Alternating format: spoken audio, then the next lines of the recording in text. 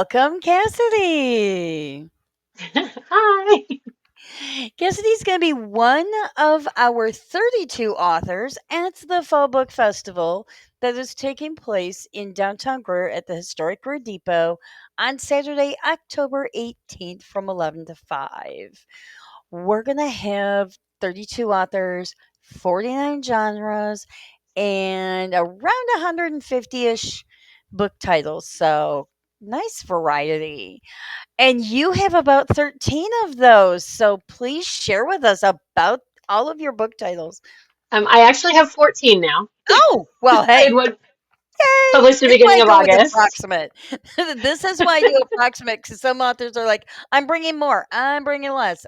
Okay, well, And I have one more publishing 2 days before the festival. So fingers crossed I might have that one with me as well.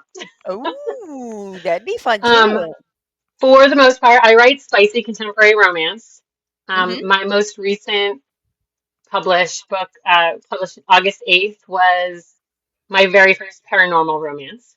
Ooh, Most of my books are under the LGBTQ umbrella, so if the main characters aren't queer themselves, one of the side characters are. okay, I believe in love is love, and so do my characters. that works. I've been writing for a little over 2 years, and I'm a little bit of a rapid releaser. Yeah, 14 books in 2 years. Girl, that's a lot. It's fun. It is. So go through those books. Share with us the titles, the covers, and all the funs. All right, let me. They're all on my shelf behind me, so let me start pulling them down for you. All right, so I have two completed series. Mm-hmm. My first series is my Tipsy Penny series. Oh, All of my covers uh, are discreet. I create them myself, so there's no naked men or anything on my covers. I do love your covers. I was looking at Thank you. those on Amazon, and I'm like, oh, these are so cool. Love them. Um, I knew nothing. I literally decided one day I was going to write a book, and I was like, "Oh, I need a cover," and I'm a poor single mom, and so I paid for Canva and continue to still do that.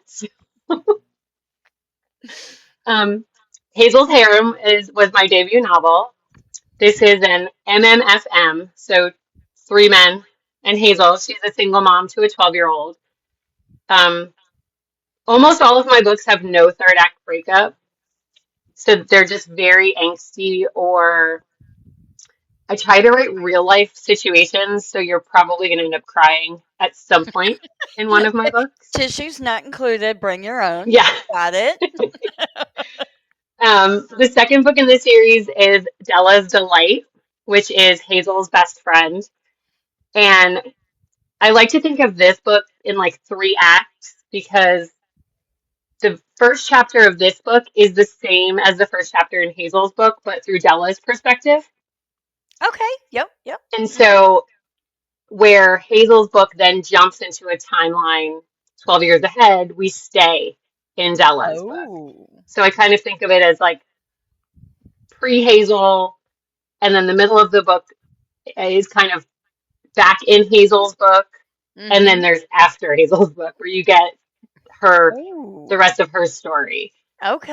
Um, there's a lot of tears in this book. This one is an MF, so it's just her and her love story with her husband. Okay.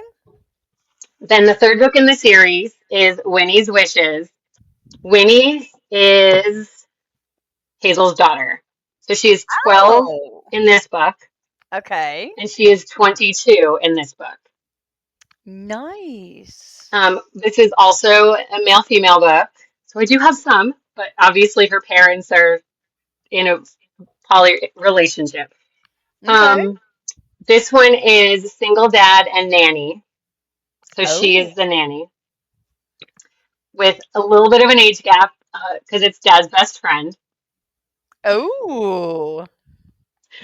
I And love the then way you so spelled Winnie. I love that. It is so her name is actually Rowan. Okay. but she goes by Winnie. Yeah, Oh, and okay. it's one of like the hidden secrets in the first book, Okay. because the guys that her mom gets with are her softball coaches, but they know her as Rowan, and she calls her daughter Winnie, so they don't realize right away that she's dating her kid's softball coach. I love it. Yes. So the final book in this series is actually very different. So this is Elliot's empowerment. Now, Winnie was Hazel's daughter.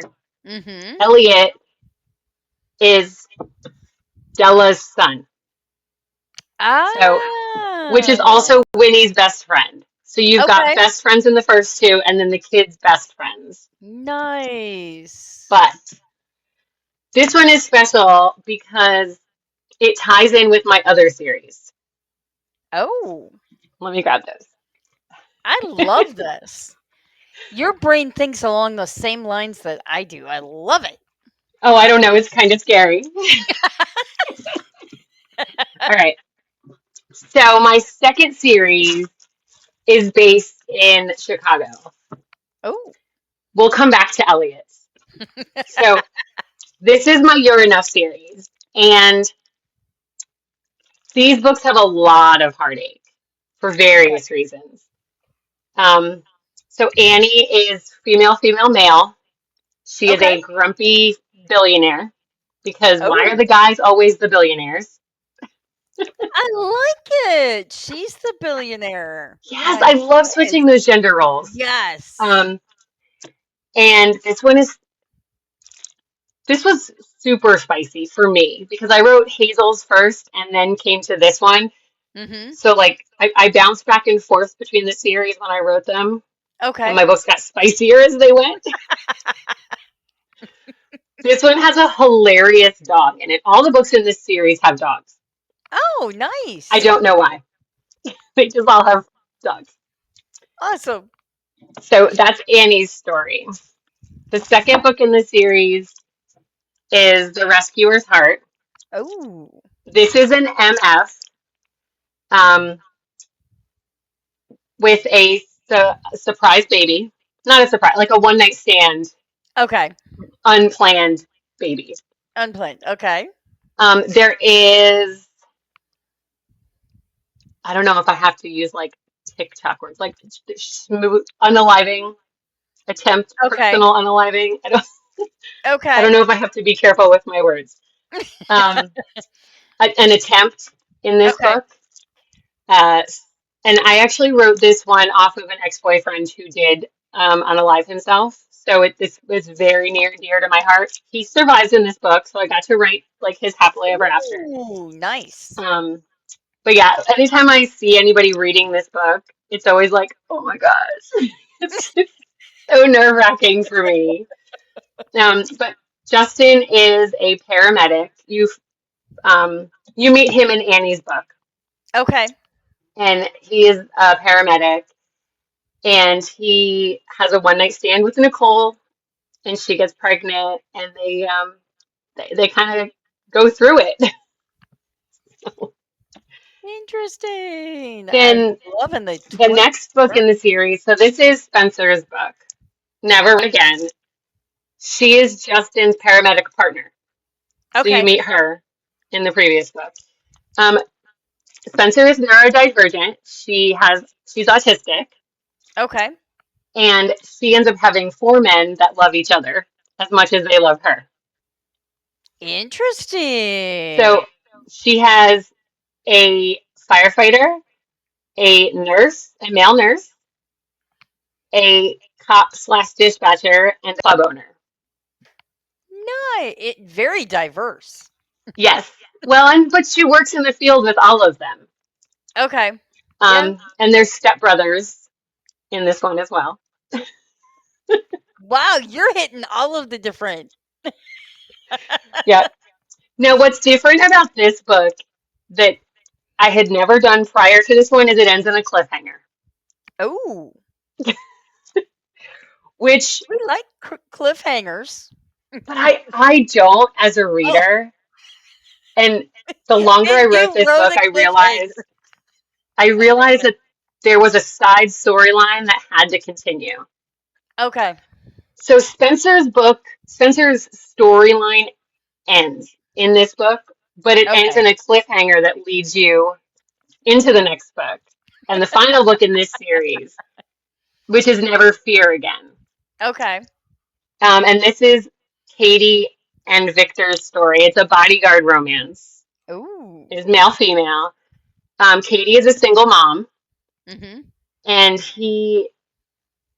it's a little bit forbidden because she's his bodyguard. There's not really much of an age gap. She's Um, his bodyguard. no, he's her bodyguard. Oh, okay. Yeah, sorry. I was gonna say, Um, ooh, that'd be different. ideas. Hey. But yeah, I made sure that when I published these two, there was only 6 weeks between them. I Oh. was not going to make my readers wait because, like I said, I am not a fan of cliffhangers. Right. So I was like, listen, it's coming soon. I promise, I promise. Now, so this series ended, and now we're back to Elliot's book. Okay. Elliot's book is in this world. So he takes Oh. a job in Chicago in Okay. Annie's building. Okay. So he actually ends up being Annie's personal assistant. So when this book concludes, like you have every single character from all 7 of these previous books Oh, in this book. wow. Yes. And this one is a male female. It's a male female couple that decide that they want to add someone to spice up their marriage. Okay. And this one is a tearjerker. It still makes me sad to think about having to write it, but it had to be written the Oh. way it was. Okay. Must read to figure out what it is. Yes. You can read them in any order. They're all interconnected standalones. But I do tell my readers that like Elliot's book has a lot of characters. And I Mhm. have had people that have just read Elliot's, and apparently I do a good enough job, which, was my hope and plan, Mhm. that they don't feel lost. That's good. Yeah. So those are all of my 2 series. Okay. We ready for more? Yes, of course. I was gonna say we're only halfway through because that's only 7. So Yeah. All right, so this is my most recent release. It's Bitten by Choice. This one's it's got a little bit, I think it was like 59,000 words, so it's okay. shorter, but it's bigger than a novella, but not Mhm. quite as big as my chunker novels. It's got like 230 pages. Okay. She is the female vampire that Ooh. pursues the human man. Okay. Um, and I've gotten some really awesome reviews about it because again, there's the females are never the vampires. It's always the Yeah. males. It is always the reverse. So he gets stranded on the side of the road with a flat tire, and she, for some reason, feels like she has to pull over to assist him Mhm. and realizes that they work in the same building, and she has always smelled a smell that attracted her, but didn't know where it was coming from or who it was. It's him. Mm. And so there's a little bit of a stalker. They kind of stalk each other, but then Okay. they also have a stalker. So Oh. yeah, this is like Like this one released in August 8th. okay. And like I said, it's my very first paranormal romance. Mhm. Obviously has a happily ever after. I don't write non-happily ever afters. At least not yet. I have one plan. Not yet. Not yet. All right, Maybe so in the then I have my fun novellas. Ooh. All right, so I have my single parent duet because Mhm. again, there's always single moms or single dads, but never two single moms or two single dads.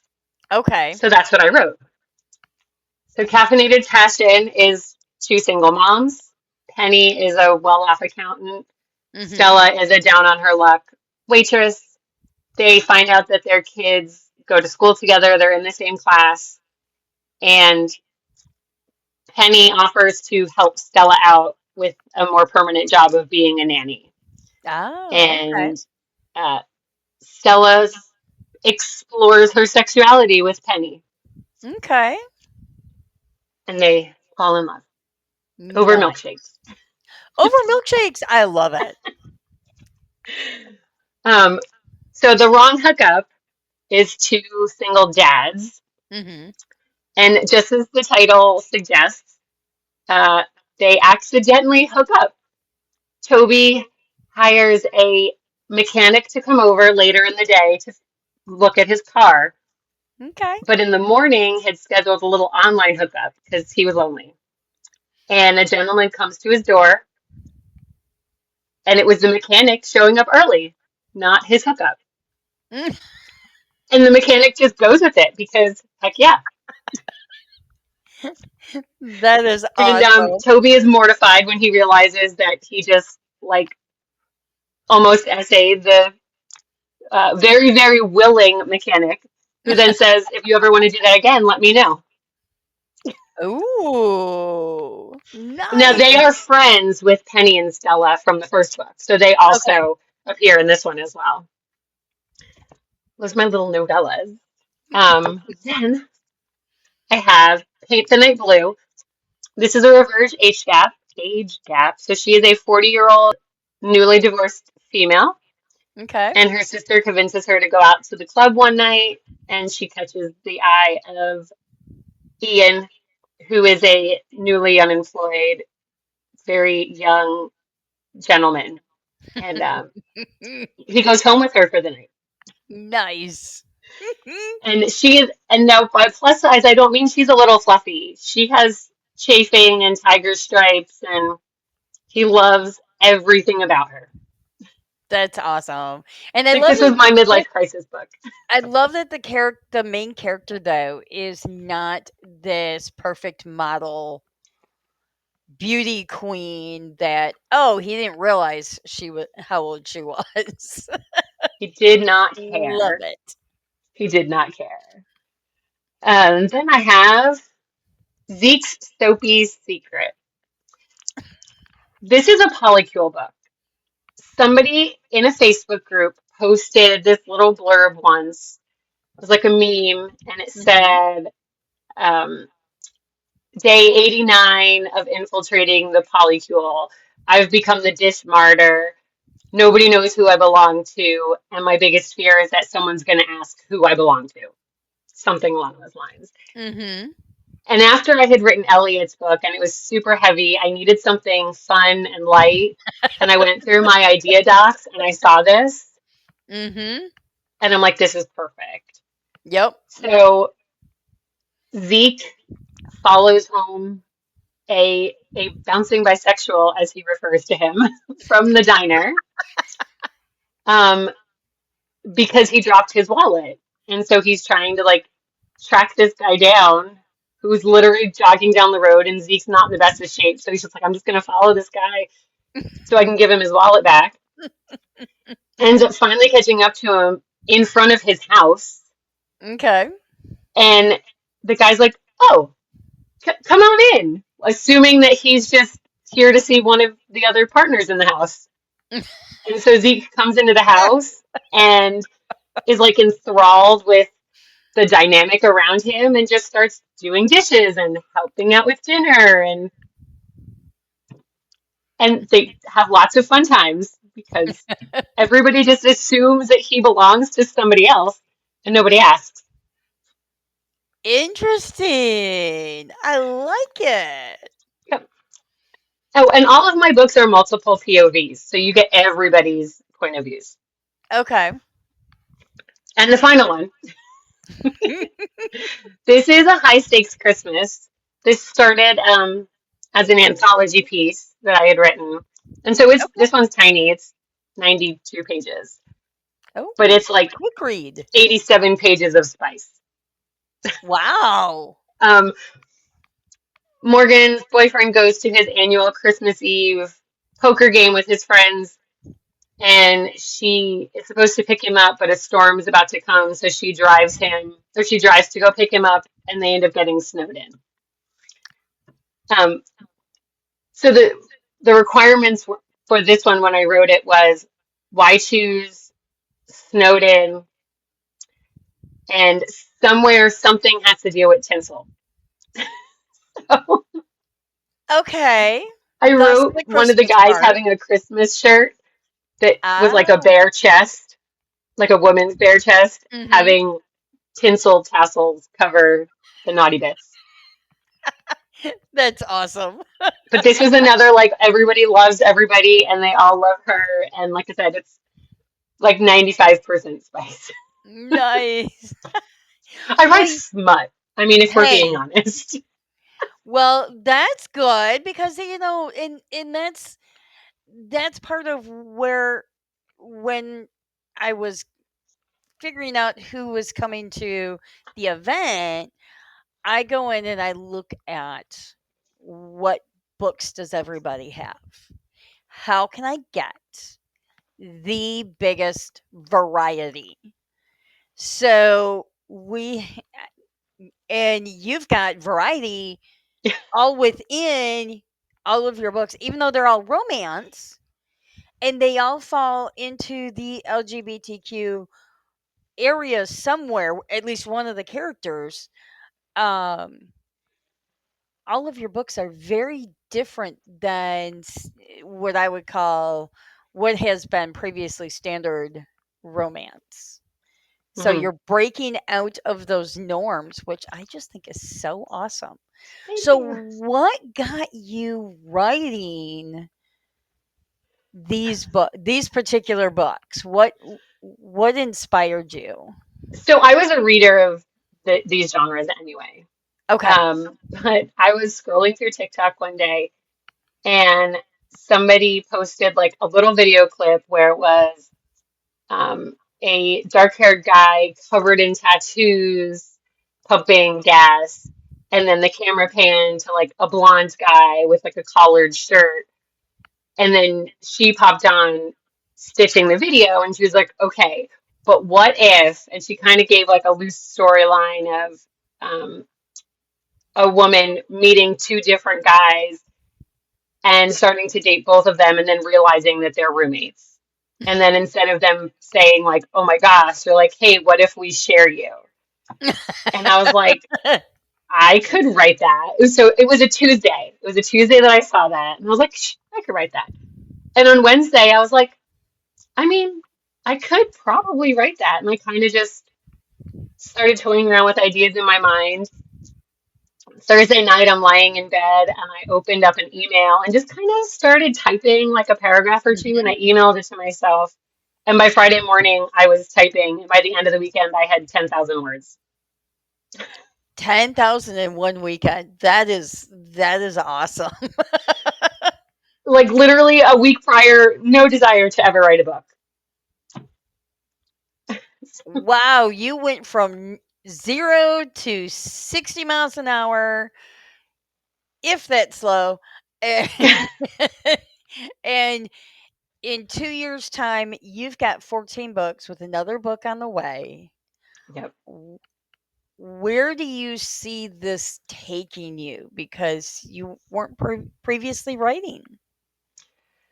I don't know. Even when I wrote my very first book, Hazel's book, I wrote it completely.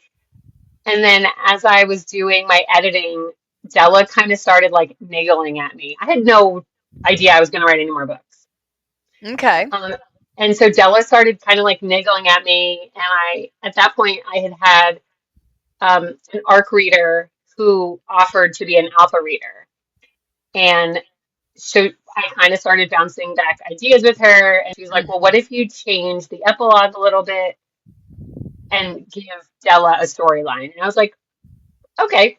It was just enough that like if I decided I wanted to write it, there was something there, and if not, it was really no big deal. Okay. But in the process, my niece had randomly called me up one day, and she's like, "I have a story for you." And I was like, "Okay." She said, "I was just in the shower, and as I was getting out, I saw my dog run across the street.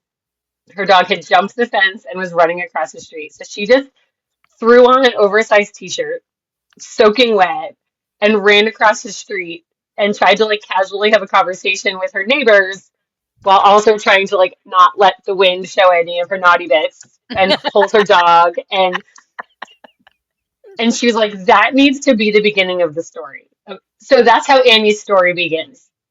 That's awesome. I love it. And Real life comes her into male love fiction. interest is a dog walker.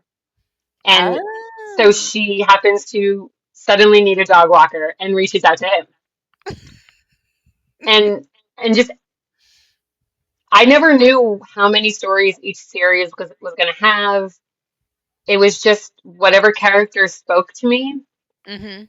was what I wrote. Um, and I just keep writing the stories that pop into my head. Oh, So you've got one that's coming out just before the event. mhm. Do you have any more stories that are already like maybe outlined or at least an idea written down? So the story that's coming out, it's coming out October 13th. It's actually an anthology piece that I have written that I need to expand a little bit to make it a little bit more of a novella length because I think it's only like 16,000, so I want to add about Mm. 10,000. Yep. And there's a bunch of us that are publishing on that day as kind of like a Halloween push because it's a Halloween Oh, okay. Yep. related story. And then I have another one that's coming out on October 27th, which will be a Oh, full-length novel. So October's busy for me, and I'm still October's currently a writing that busy one. month. So I'm in the process of writing two books, technically. Okay. It's okay, I work well under pressure. So are you do you do outlining or do you just like it comes to you and you just write? My editor likes to think that I outline without outlining. Um, Okay, so mental outline. yeah, so I'll Okay. generally have an idea of like, oh, I know that I want this to happen at some point. I want this to happen. I may not know how it's going to end. I may Mhm. not know the middle. The one that I'm currently writing is it's a book that's written not in past and present, as in we're not getting flashbacks, but the Okay. characters met when they were uh, sixth grade, so first year of middle school. Mhm. And so you get chapters in present tense, which is when they're in their, like they're both 29. Okay. And then you get chapters from various times throughout their childhood. So you might have a chapter freshman year, and then you'll have a chapter eighth grade, you know, their senior graduation, their eighth grade graduation. So my editor said that's writing in tense, in space tense, which Mhm. um, and so that's currently what I'm writing, and it's interesting. But when I was about 20,000 words into it, I reached out to her and I was like, I don't think that this is going to be like a full length novel. It might be novella length.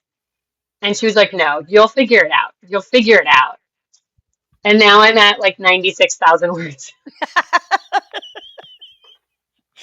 because in 20,000 my mind, we're struggling and then poof the dam opens and you have over 90,000 and you're not done. I well, love it. and the thing is, it's because I knew where I wanted their present chapters to go. Okay. But once I started adding in those past chapters Mhm. and blending them to go with either a chapter from their present to then explain something that happened in their past or vice versa. Mhm. Once I did that blending, it just started to roll. And yeah, now I'm at 96K and it'll probably end up being like 106K. I love it. So, what do you do for your day job, or has this turned into your day job? This is my pretty much my day job. I have 5 kids, so they keep me busy.